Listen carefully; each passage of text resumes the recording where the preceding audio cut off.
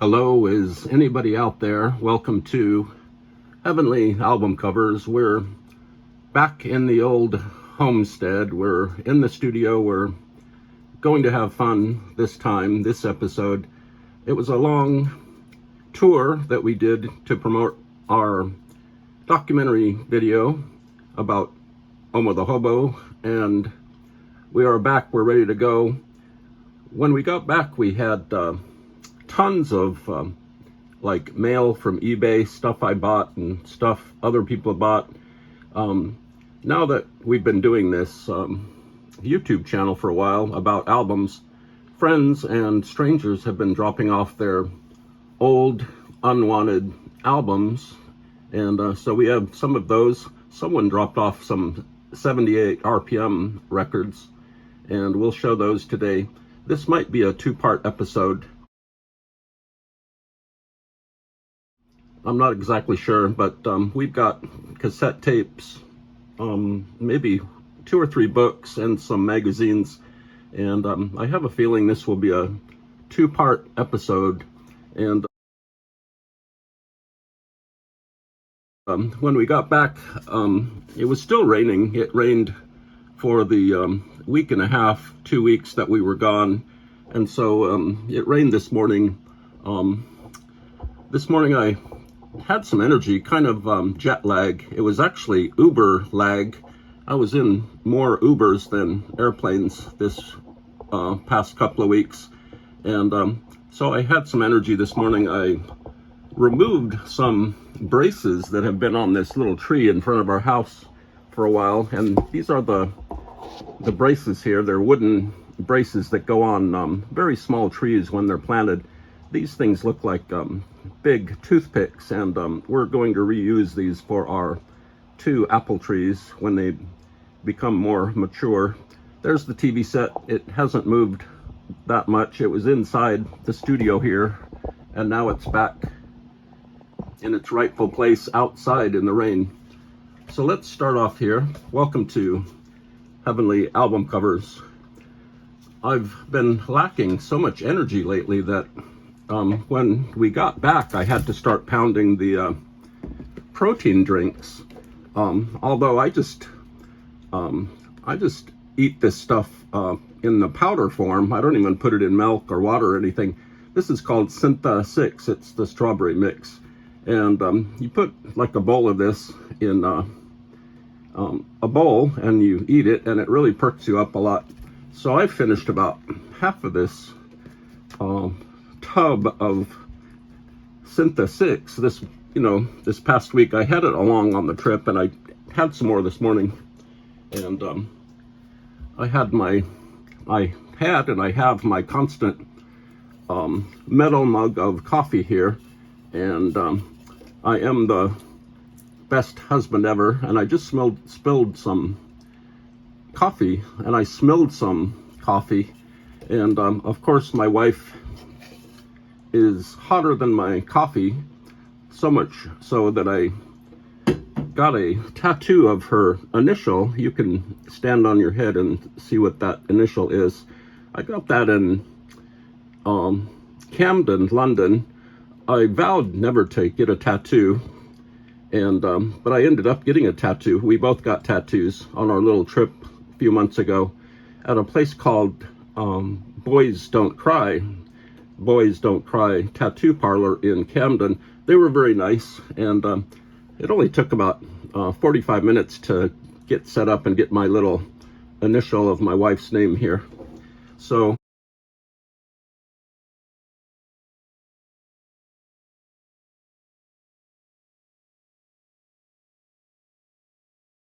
I am somewhat of a tattoo convert now. Here's a album called Missouri by the Eddie Dean Boys on Majestic. I like 78s almost solely for the labels on the records. The quality of 78s kind of gets in the way of the music. So here's a song on the flip side, No Vacancy. That's Eddie Dean and the Boys. Want to make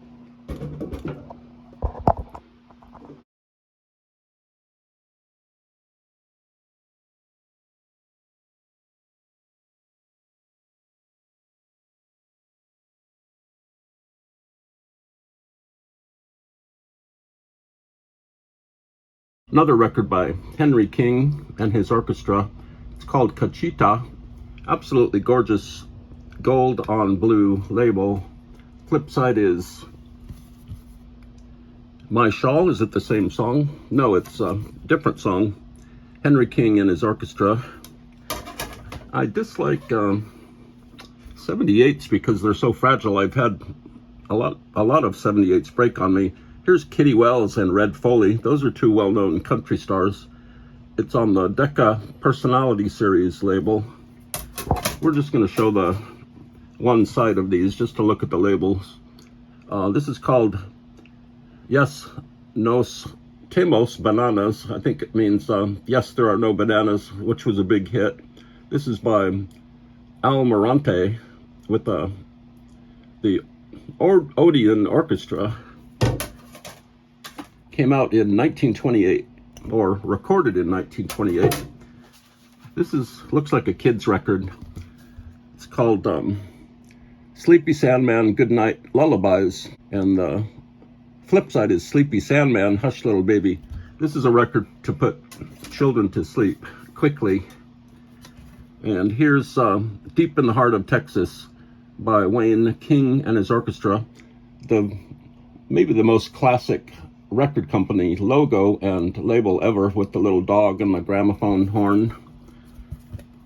And here's the flip side, The Lamp of Memory, Wayne King and his orchestra. This looks like one of those record yourself in a booth kind of records. This one's by someone named Jerry Pless. No One Can Take Your Place. This was done in March of 1950, so it's anniversary time for that record. I'm still pretty tired from all the traveling. This is called You're to Blame on Herald Records by Charlie and Ray. I think it might be I'm not sure what it is. The flip side is called I Love You Madly. Probably not the Doors song, which was Love Her Madly. Another kids record, The Lion and the Donkey by Dora Richmond and the Guild Orchestra. And those are the 78s.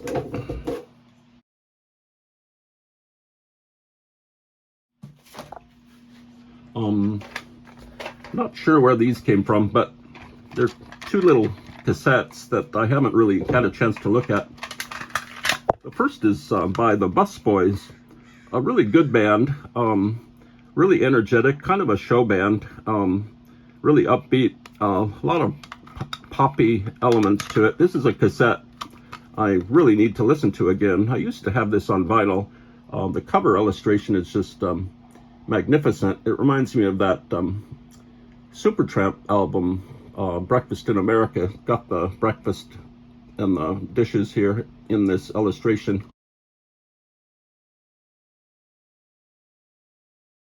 And this is a Shelby Ford GT500. I love little 64, what would you call them? 64th dimension little cars, Hot Wheels and Matchboxes sometimes. I had to pick this up. It was only a couple of bucks American, only because it's got a misspelling on the very front package cover art. It should have been Shelby, but they reversed the B and L and it's Shebley. Although they may have had a 67 Shebley in England, and I never had heard of this photographer before, but his name was, or he might still be around, Russell Lee, photographer. He did a lot of industrial photographs and on-the-street photographs. Really good stuff. I picked this up over, had to be in Manchester. We were heading back, and I found this in a little bookstore. The neat thing is, I didn't realize until I opened it on the train that it has a signature. He signed the book, and a lot of these books of his are signed in blue pen, but this one is signed in black pen. Sometimes signed books are worth a lot, and it's nice to know that the actual artist or photographer actually held the book that you bought. While we were gone, a friend of mine, she's a poet of not much worth, but she is a poet, and she was putting on a folk art show up north, straight up north, and she had told me that she was going to come by and pick up some of the folk art that we had on our walls here, but she didn't tell me when, and I only found out that she took all our folk art off the wall. So I quickly put a bunch of other stuff up on our studio wall.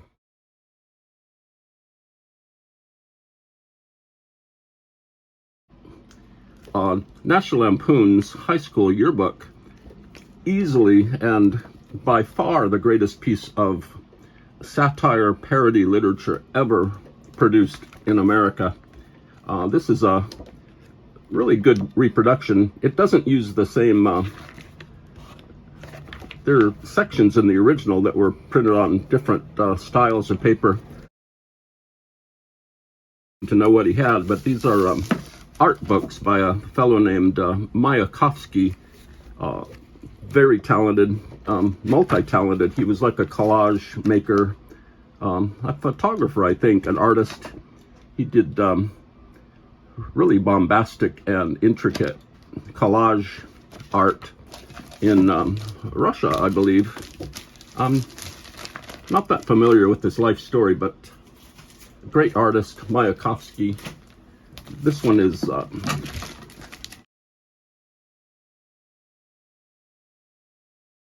not sure if that's him or and it's a very small magazine. It later got a little bit bigger, like a Reader's Digest size, but this was 25 cents, and every week or every 2 weeks they put out music on black music, popular figures, political figures. This is from 1968, a very turbulent year. I can pronounce turbulent. I would love to get that exploded up, enlarged, and put it on the wall in my car. So a really good satire on consumer food and starvation, of all things. And the cover is just, I mean, how many covers that are all brown are good-looking covers? This is a little Biafran child made out of chocolate.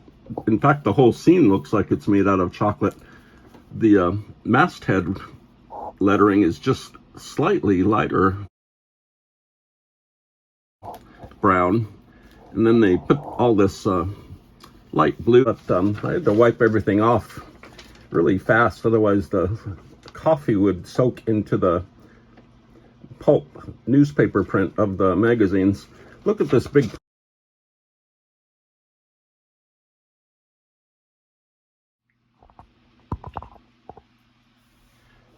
So when my poet friend, when she came down here and grabbed all the folk art paintings for her exhibit at her school, she's a professor of poetry or literature or something. She picked up all the folk art from here, left our walls empty, and when she did that, she left this mysterious folder of photographs. I don't know if she left it accidentally or on purpose. I haven't talked to her lately. You know, she was never a really good poet. Well, she was a decent poet, and but she was no Robert Frost or Maya Angelou, and she kind of got by on her personality, and she just gentleman here, they're sitting on a car, and they look very happy. He's got his it's like a straw hat on, and here's another scene with the same gentleman here. I might have to get out my pointer here, which I will do.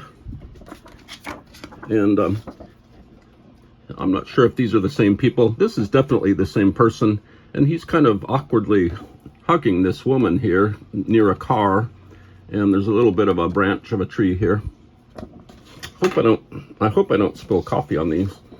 Here's a woman. She's standing in front of a TV set. She's got a hanging plant here. and some figurines, ceramic figurines here. TV set, and that's another photo. Now, I'm really not sure who this is, but he's got a great satin, it's like a blue satin tunic on, obviously taken in a photographic studio, and he's got his hands firmly affixed to his upper thigh area. Really nice mustache. And here's our original gentleman and another woman. I better be careful here. And she's looking at him lovingly. She's touching his chest hair, or at least the top of his chest hair. He's got a different hat on. Looks like he's in a car with two of his lady friends. She's got a great expression on her face. She looks a little bit like Myra Hindley. And just a great photo. If you, whoops, where's my pointer? If you crop this out and blew it up to like 5:7, it would be great.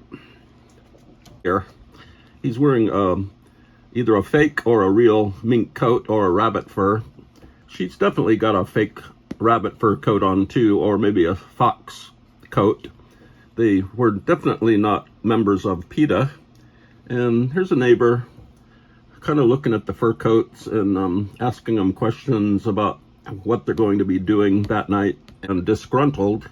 This woman looks somewhat pleased in her situation here. The player is a little bit obscured here, and this woman is clutching her glasses. This also could be a man here, I'm not sure. So maybe she is just being loving and caring to him and giving him a hug, because he looks really sad. He probably had a bad day at work. Or his, maybe one of his cars is in the shop and he's worried about that. Here is the man again, and he's got his car again. It looks like there's a car with a flat tire next door. That might be his car. Maybe that's why he was sad in this photo. So these people cannot be traced through this license plate holder or the license plate. And he's wearing this kind of thing that it's like a Charo the singer kind of outfit. Some fringe here. She looks a little like Jamie Lee Curtis, but I'm not sure why this guy would know Jamie Lee Curtis. So there's some sort of ornate, maybe bar thing back here, and a chair, and they're sitting somewhere. He looks like the most awkwardly sitting guy ever. This human person has her hands kind of half clutching his knee. These two hands here look really nice together. If you put a border around this and blew it up to 5:7, it would look good. And all of these human people are very happy that they're